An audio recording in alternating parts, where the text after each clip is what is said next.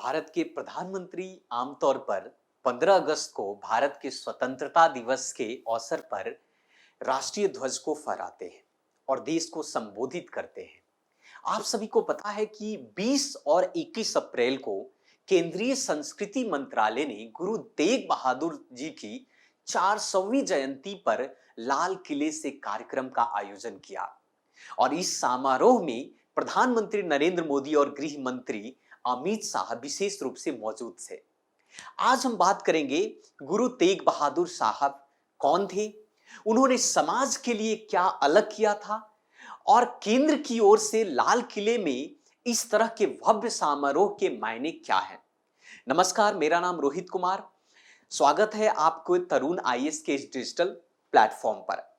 भारत का इतिहास में ऐसे कई महापुरुष की वीरता और कहानियों का बलिदान की गाथा अक्सर हम सुनते आए हैं।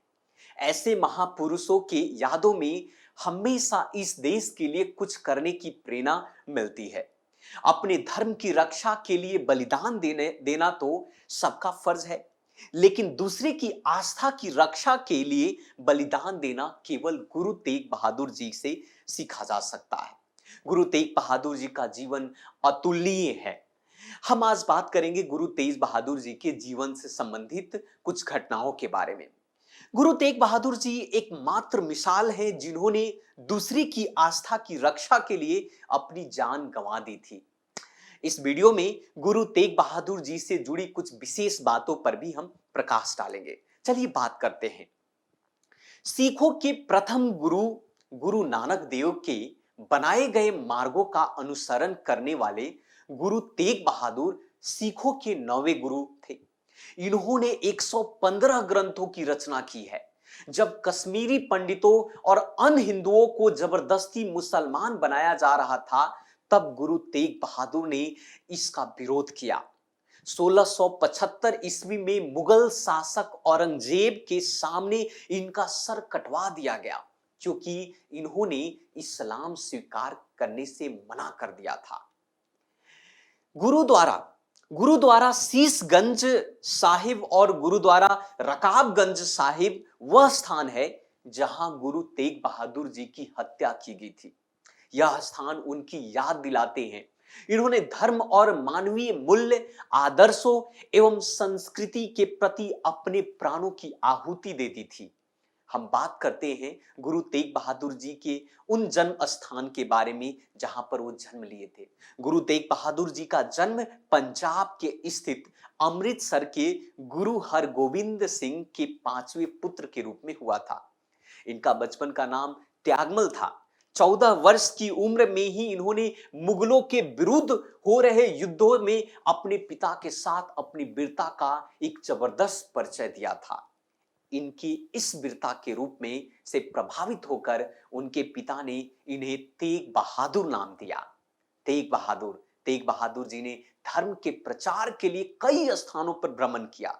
यह प्रयाग, बनारस, पटना और असम आदि क्षेत्रों में गए और वहां इन्होंने आर्थिक, धार्मिक और सामाजिक संबंधित कार्य किए। आध्यात्मिकता तथा धर्म का ज्ञान बांटा।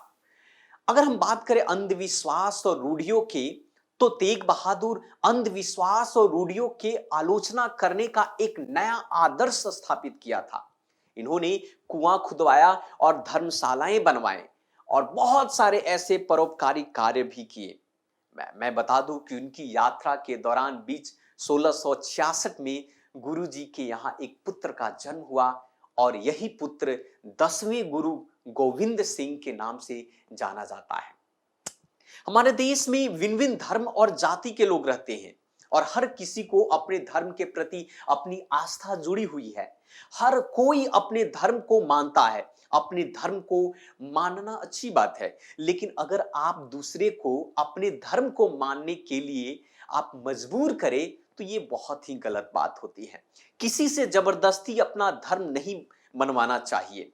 हर किसी को अपने धर्म मानने का स्वतंत्रता प्राप्त है और हमें किसी अन्य धर्म की निंदा भी नहीं करनी चाहिए, क्योंकि कोई भी धर्म हमें भेदभाव करना नहीं सिखाता है। धर्म हमें आपस में भाईचारा बनाए रखना ही सिखाता है, चाहे वो किसी का भी धर्म है। और श्री तेग बहादुर जी ने धर्म के प्रति, धर्म के प्रचार प्रसार और दूसरे के धर्मों के सम्मान तथा भाईचारों को बनाने के लिए अपनी पूरे जीवन को उन्होंने यापन किया। तो ये थे श्री तेग बहादुर जी।